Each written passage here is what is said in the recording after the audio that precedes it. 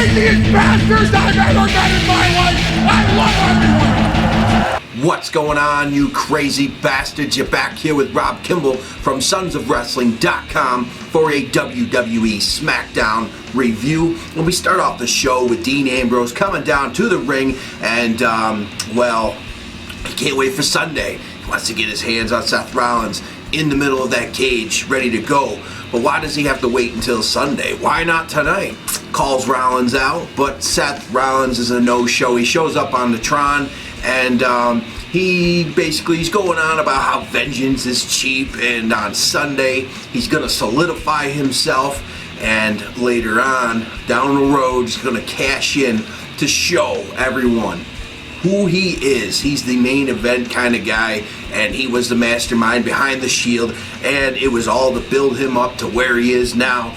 And later on he plans on calling Ambrose out. So that's the way that whole thing came out. And well, Dean Ambrose says, guess what? In the middle of that cell, we're gonna burn together, but Rollins, you're gonna perish alone. So that's the direction that they're going. Can't wait for this fucking match to happen on Sunday, and it better be the main event, damn it. I think that it's gonna be, and hell yeah. So we move on to our first match. We have Los Matadores versus Miz and Mizdow. Sheamus is on commentary, and very short match here, but the ending was awesome. Miz gets a figure four in the middle of the ring as Mizdow's on the outside with the other guy from the Los Matadores. Fucking figure four outside of the ring. We get to tap. Awesome. Just awesome. So that was really cool. Then we get a little bait from Sheamus. They skip on out of there. They retreat. They're both scared. But then again, Mizdow, I think, is just acting like Miz. So maybe he's not. And Mizdow, that would be nice down the road. And I keep saying that Mizdow's outshining Miz. And yes, wrestling-wise, and holy shit, his comedy, his everything, just everything is so much better than Miz. So down the road, it's being recognized how talented this guy is. So eventually he will get that fucking, whatever you want to call it, a push or just whatever it is. He's gonna get that pass. He's gonna do great things down the road.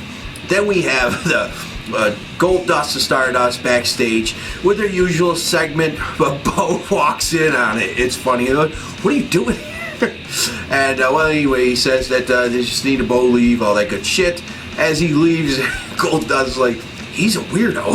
Just awesome. Really good. I like the little breakup because the segments with Gold Stardust were starting to be repetitive here, so this was a nice little breakup.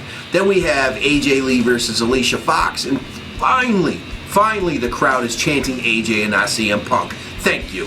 And well, she takes advantage of Paige's distraction here, throws Alicia Fox into her, and then rolls up Alicia Fox quickly for the win. And she slips on out of there before they can jump her with her belt, and smiles and skips along.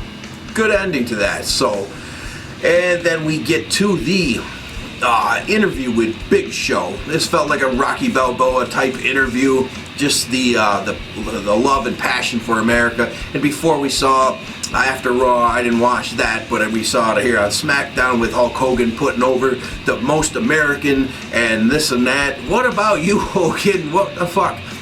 I Am a Real American song is your theme song. You were that fucking Lucha American guy. Anyway, this is basically Rocky Balboa. Throwing Michael Cole, I'm gonna knock his ass out. Definitely, I hope it happens. But hey, if not, Rusev's just gonna become a monster if he takes out Big Show too. Who's next? Who's next? Not Goldberg. It's not coming back. Anyway, move on to a great goddamn IC title match with Dolph Ziggler and Cesaro. And, well, why I thought it was so goddamn awesome. Cesaro, dominant as hell, kicking Ziggler's ass. And as he's kicking his ass, we get some more kicking. Dolph Ziggler kicking out of everything.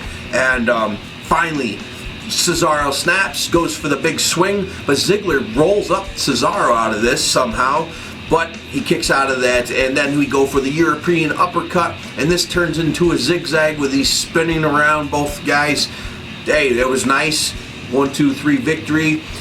Ziggler can kick out, the resilient Ziggler, kick out of everything that Cesaro's got, but Cesaro, one zigzag, done. I don't buy it. So that's just me. Then we have a 6-woman tag. Brie Bella, Natty, Naomi versus Nikki, Summer Rae, and Cameron. And really quick match, only Brie's in there. And she starts to get beat down by Summer Rae. And Nikki tags herself in, comes in, hits a finisher just to clear this up after actually taking on her fucking hair. That was pretty good. Looking victorious here. They walk out. And Brie Bella lays in the middle of the ring. Will she become Nikki's bitch for 30 days? And if they do not comply, either one, whoever loses will get fired. So find out about that on Sunday, and then you have whatever time frame that they get, 30 or 60, some shit like that. Moving on to another 6-man tag. We have Usos, which finally have their war chant back, which is good, and Mark Henry versus Golden Stardust and Bo Dallas. All you have to do is believe.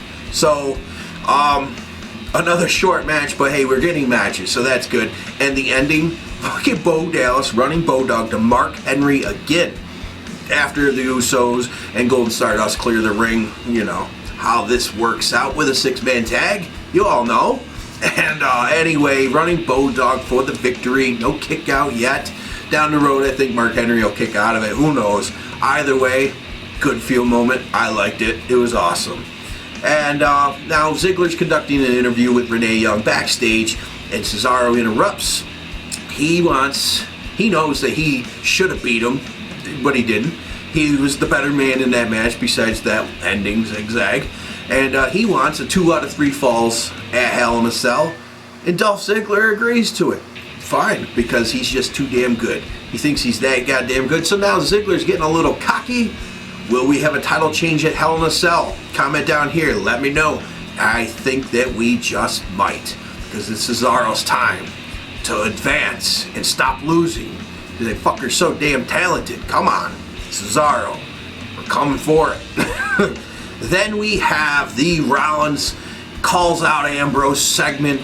Anyway, Seth Rollins brings out a bunch of goodies, a bag of tricks as he calls it, and it's a bunch of torture devices he lays out on these tables like Dexter, and they're tools. That's it. Anyway, he talks about what he would do, pretty much what Dean Ambrose displayed he would do to the dummy, and well, he calls him out. He doesn't show, no music, no nothing. And he says, just like I expected, he wouldn't show up, this and that. And then we get a segment from Raw where actually Seth Rollins was dominant. He's on top of the cell after he dropped the curb stomp to Randy Orton, his tag partner. And I guess they cleared things up. Triple H said brothers will fight. So, okay. But down the road, there's a story arc there. And anyway, after this video package, Dean Ambrose slips in from behind with a kendo stick, drops Seth Rollins. He's going after him. He's ready to hit the dirty deeds, but the little bastards, Jamie Noble and Mercury, just tackle his ass, and they get in the way, and they prevent Dean Ambrose from taking care of Seth Rollins here. Seth Rollins escapes, retreats, so Dean Ambrose takes it out on Mercury and Noble. And first up, he puts them on the tables. We get a monster savage elbow. Really nice looking elbow, let me say. Through the tables to both Mercury and Noble, and this was awesome. Seth Rollins doesn't even lift a finger to help his security team. And Dean Ambrose wants him. He wants him. And Seth Rollins does take off his shirt like he may do something, but he does not. We save it all for Sunday. This is why you must spend $9.99 to get this pay-per-view, which is pennies compared to before. So do it, and it helps out pro wrestling, which is WWE. And I can't wait for that match. Really. And Cesaro and Ziggler, seriously, those two matches rolling into Monday Night Raw, which is already free, so you might as well drop your $10 and do everyone a favor. Yourself, most importantly here. Anyway, guys, it was a decent SmackDown, and just the Ziggler-Cesaro match, and the antics between Ambrose and Rollins just building up, which is, hey, it's a good thing. It's a storyline.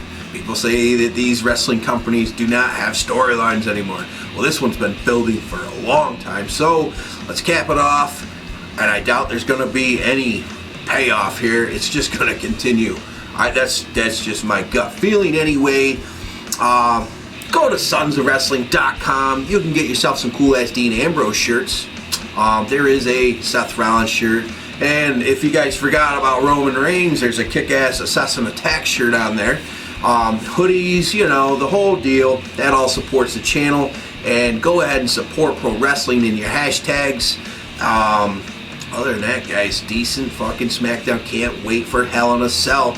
And all the rumors out there where Brock Lesnar wasn't going to compete until 2015. He's going to be at Slammies in December, and it's a possibility, a strong one, that he's going to be at Survivor Series, just so you guys know. And the more I hear about it, I might let you know on a rumor mill. We'll turn it into something fucked up. Anyway, guys, peace.